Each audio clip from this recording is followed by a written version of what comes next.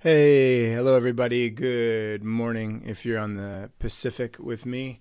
My name's Devries. Darren Sprinkle, our guest Eric, won't be here today, but I thought for the sake of, just keeping the ball rolling and having some fun, I thought I'd just pop on and say good morning to you. And a lot of people in the Octopus Movement have asked, what exactly are we doing this week? What are these interviews? And people jumped on board and actually didn't know what we were talking about or discussing. And my whole purpose was to expose the creativity and the differences and the beauty of the people within the movement. And so it didn't matter if you had a business or if you were writing a book or if you were a musician or if you were an artist. I was just looking to connect and highlight the cool things you're doing in life. The question of the week is, what makes you an octopus? What is the Octopus Movement? And Perry is a good friend of mine. He started this, a couple years ago to create a place for nonlinear thinkers to get together. It was the first time I really heard and understood the word multi-potentialite. And so when I dug into that, I realized that was really me. I'm definitely nonlinear. I'm definitely a multi-potentialite. I've had 1,001 jobs, stuck in a few careers, but really when I have been more involved with people in the Octopus Movement, I realize there's all these people that are deep learners of life and they're just exploring. And so what happened was I realized that I'm just an explorer of people and of wisdom and of knowledge and of this earth. And so that's why I'm here. That's why I'm part of the Octopus Movement. It's why I'm doing these interviews this week. And so if you're in the movement at all, or even if you're not, you're welcome to reach out and discuss, what it is going on. A lot of people don't, just the name itself, Octopus Movement, they don't quite understand it. But, if you look at the logo, it really, it catches my eye and makes me think exactly, what we're doing here. My dog's poking my leg. 8 arms, 8 arms and 3 hearts octopi have. And the thing in the movement is there's just all these multifaceted people. There's all these different hearts and minds of people from all over this earth. And that's just really cool. What that does is it expands my consciousness and thinking and makes me know that there's definitely more out there. There's more to learn. There's more to be. There's more ways I can change. The one thing I've noticed is that the more relationships I find here at the Octopus Movement is that it's expanded my creativity in ways that I didn't really expect.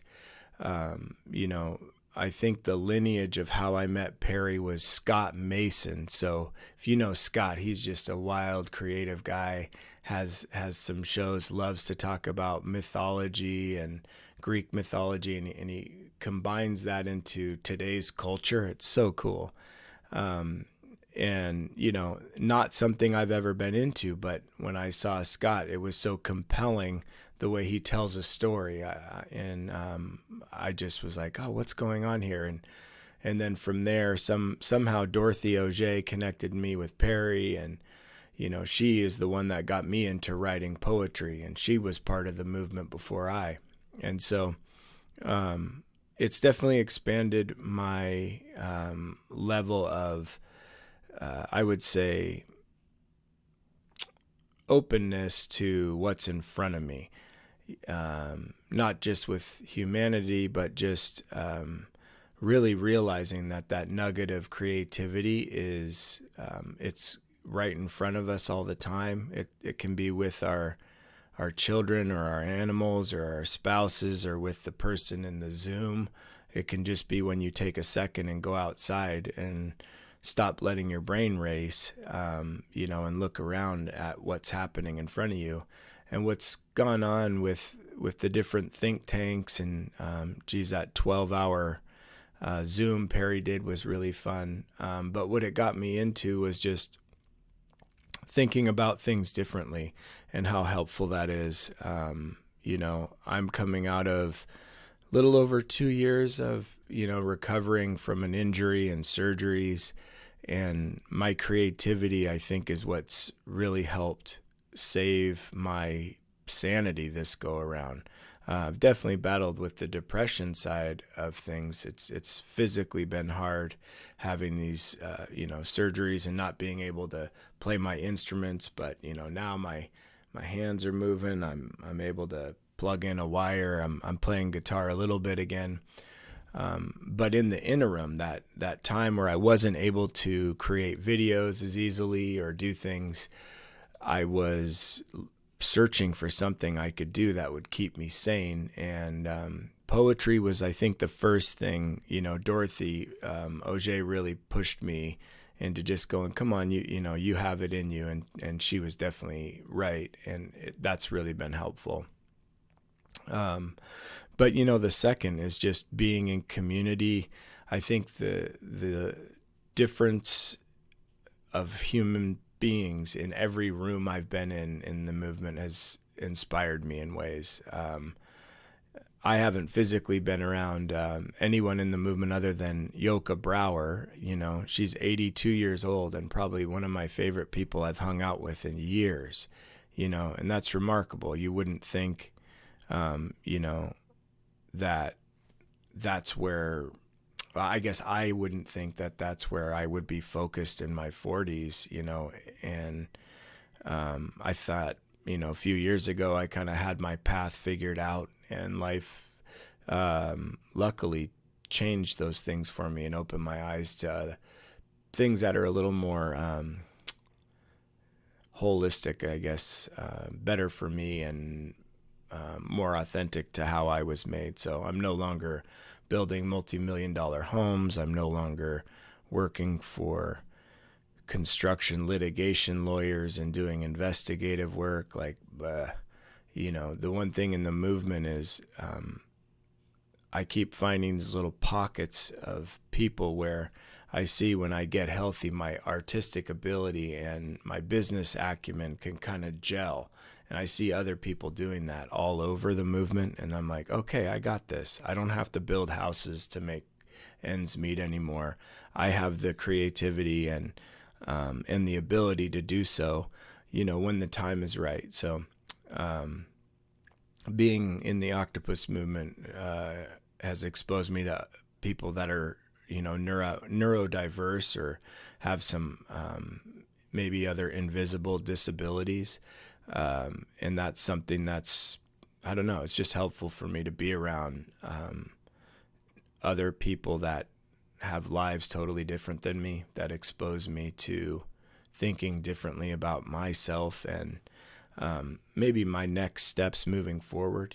I want to leave a good footprint. And I think, in my 20s, I think I was a good employer. I don't know. You'd have to ask the fellas. I mean, I paid people on time. I tried to treat them right. But yeah, I was probably just a real just an asshole. I was really focused on growing business and making things happen. I didn't know how to slow down and be present with people.